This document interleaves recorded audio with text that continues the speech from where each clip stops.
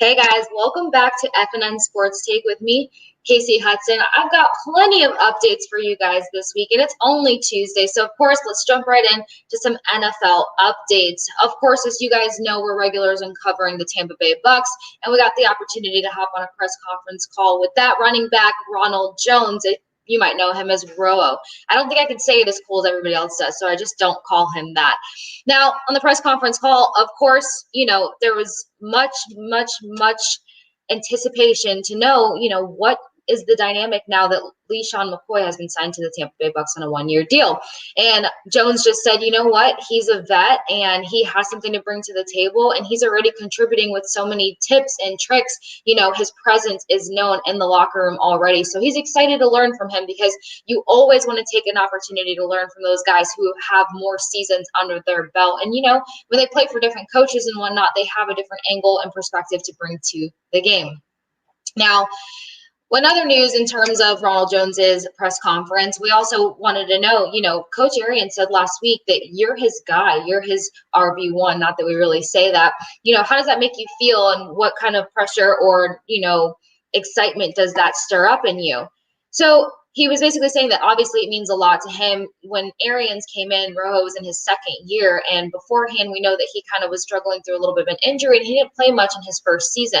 Well, he kind of had what I would like to call a breakout performance last year, because in terms of his play time or his clutch plays in comparison with Peyton Barber, he, really showed out. He was really getting climbing for those extra yards.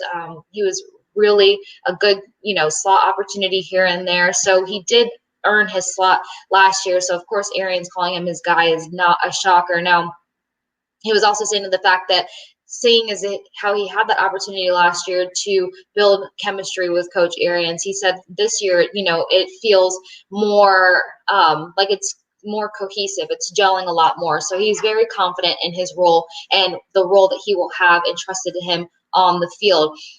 With every guy that we talk to that's not Tom Brady, there's going to be questions about Tom Brady. Now, Ronald Jones got an opportunity to work out with Tom Brady and start getting to know him at Berkeley Preparatory School when they were doing the workouts before training camp began. And he said, the guy is extremely mentally sharp, and it's super inspiring.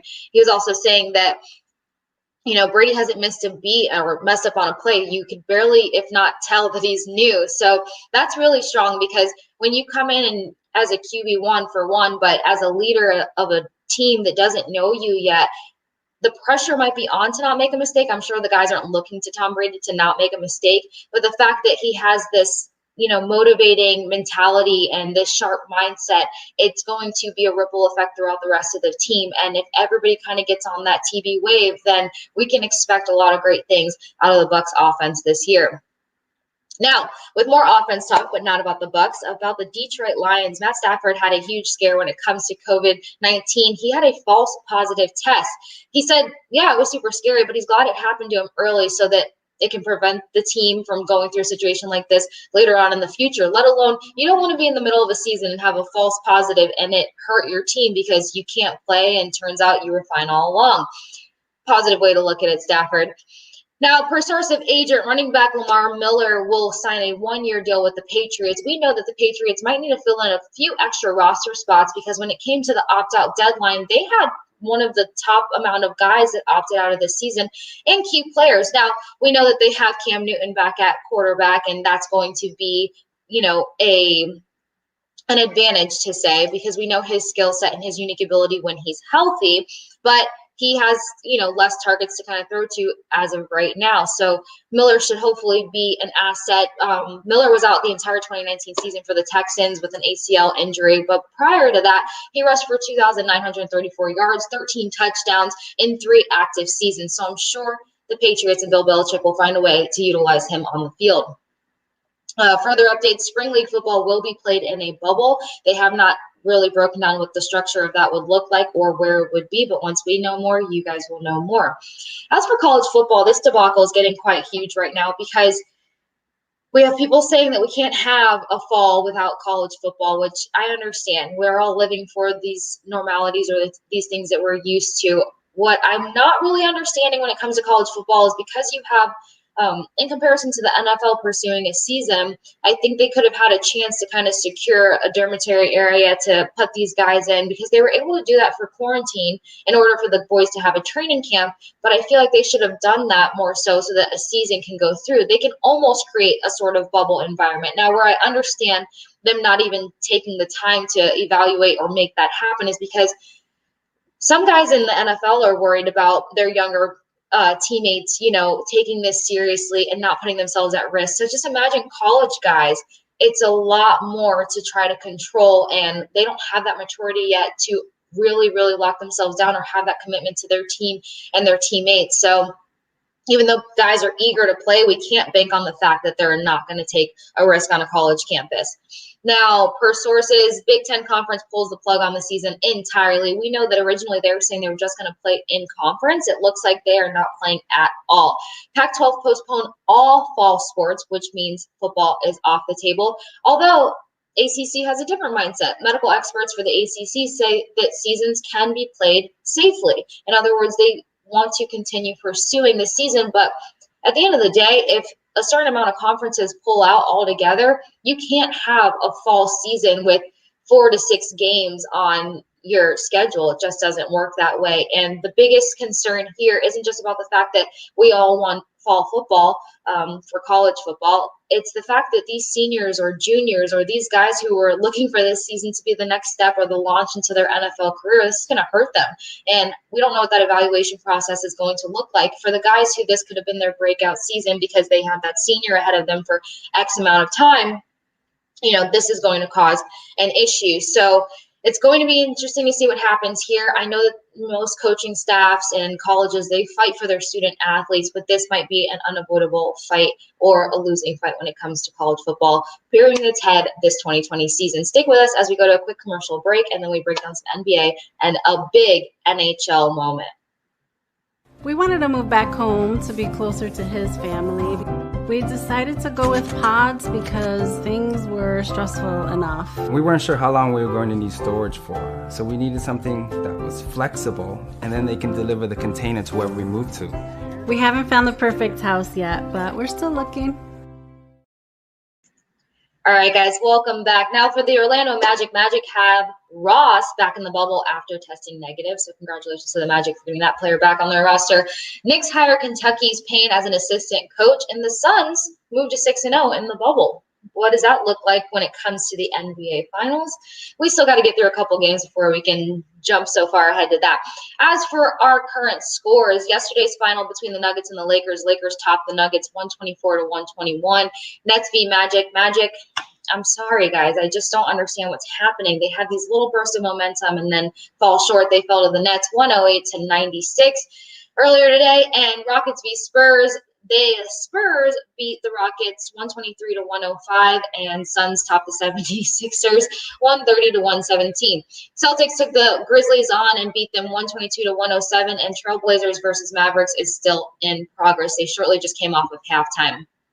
Now, for the madness of the NHL, if you can believe it, playoffs round 1 started today, and all of us have been so excited for it. If you're a bracket nerd like I am, then I'm sure you filled out your bracket days ago. Well, as you guys know, we cover majority Florida sports, and the Tampa Bay Lightning are still going at it with the Columbus Blue Jackets. This game started at 3 p.m. today. They're currently playing in over 120 minutes of OT, and it's the first, well, it was the first triple OT since 2016, and I'm pretty sure it's the first 4 overtime plays since 2008. Now, the game is just hopped back into overtime. This is the 4th round of overtime. Hopefully somebody scores in this one, but this is playoff hockey if I've seen playoff hockey. Both of these teams are playing so relentlessly. The Bolts kind of fell short in the first period, and the Blue Jackets, their defense is playing amazing. Their goalie is playing amazing. So I understand how hard it is out there. As for the shots, I mean, the Bolts are leading shots on goal. There's over 70 shots on goal on the Bolts side, and it's just not getting in there. Now, I'm watching the game. I hopped on here. I'm going to go back to the game if nothing happens. But what I'm seeing is the fact that they're still working the same angle when they come against the Blue Jackets goalie and the net. And on top of that, you're practice against against Vassy. Like, these low shot goals, they probably don't work on Vassy. They can't work on this Blue Jacket goalie because you're seeing a similar skill set here. So if we can just get something on the top shelf, we can secure this first game. Now, second period, they came out with a whole different demeanor. They caught up to the Blue Jackets. Third period, they completely controlled. They came out on that first OT with the same relentless spirit. Second OT kind of went over to the Blue Jackets. Third, you got Tampa Bay still adding that pressure and really, really pushing to get in there, ripping so many shots on goal. I wouldn't be shocked if a defensive player is the one who actually ends up scoring for us. Now, what I really appreciate is that third line of Coleman, Barkley, and Gord, they are really, really crushing it out there. I mean, Gordy's scrappy, and then you have Coleman. Like, he's not afraid to put his body in front of a guy. He's got pace on him. He's got IQ on that ice. We have a different team than last year. That's been extremely apparent. But as for how this playoff round one is going to go, I have no idea. I am still on pins and needles. Like I said, round 4 is taking place as we speak. So fingers crossed that Tampa Bay pulls it off and gets that top shelf. Now, for a quick other update when it comes to this game, we got Seth Jones for the Jackets and playing over 50 minutes on the ice, and then Victor Hedman shortly behind him, a little over 40 some odd minutes, which is impressive because Petey even playing today was a warm-up decision. Nobody thought that he was going to be playing in today's game up until the umpteenth minute. Now, for playoff matchups, we've got Calgary versus Dallas currently going on. 3-2 Flames are up, and then Canes v. Bruins, was set to go off right now, but it had to be pushed back because, of course, the Tampa Bay Lightning and the Blue Jackets are still playing. So as soon as they wrap up, there's going to be about 45 minutes to an hour, and then that game will take place. And then Blackhawks v. Golden Knights at 10:30 p.m. tonight. Canes v. Bruins, like I said, that should be coming up here shortly. Good news for the NHL is that the NHL has continued to steer clear of any positive COVID tests. All the guys are still negative, and they're still rocking and rolling in their bubbles in Toronto and Edmonton. Rangers win the draft lottery for the number 1 pick. Who do you guys think they will select with that number 1 pick? And the Hockey Hall of Fame inductions for 2020 have been postponed. Stick with us as we go to another quick commercial break, and then we talk some MLB and MLS. At Taco John's, you can expect one thing, so good, as in quality ingredients used in tacos and burritos made just for you. Every single bite. So good. Expect nothing less at Taco John's. All right, guys. So always, as of right now, quick MLB update. The Astros' Alex Cintron suspended for 20 games after the role that he played in the brawl that took place. A's Loreno banned for 6 games, and sources say that the MLB is mulling over the idea of doing a bubble format in order to have playoffs. I'd be shocked if they made it to playoffs because COVID is still running rampant in the MLB. As for the MLS, we've got Orlando City versus Portland facing off in their final starting in about 10 minutes. Who are you guys taking to win it all? Is it going to be Orlando City or is it going to be Portland? Shoot us a DM, comment below, let us know who you're taking for tonight's final matchup. And then as we head across the pond, the quickest update ever, UCL qualifier has been postponed due to too many COVID tests positive. So once they get that back on the schedule, we will let you guys know when that's all going to take place. We thought things were being very manageable over there, but it only takes one guy to stir up some commotion. So that is it for us tonight, guys. Per usual, stay safe, stay sane, stay kind, stay compassionate, and wear your mask. And you know what? As of this point, go Bolts.